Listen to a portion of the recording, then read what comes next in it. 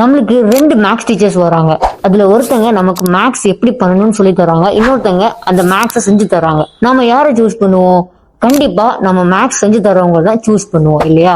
இந்த மேக்ஸ் செஞ்சு தர டீச்சர் தான் ஏஐ ஏஜென்ட்.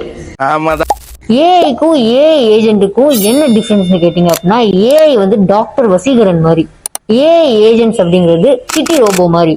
வசீகரன் போயிட்டு எனக்கு ஒரு ரோபோட் வேணும்னு கேட்டா அதை எப்படி பண்ணணும் அப்படிங்கிற ப்ரொசீஜரையும் அதுக்கு என்ன நாலேஜ் வேணும் அப்படிங்கிற ப்ரீ ரெக்வஸ்டையும் நமக்கு சொல்லி கொடுப்பாங்க.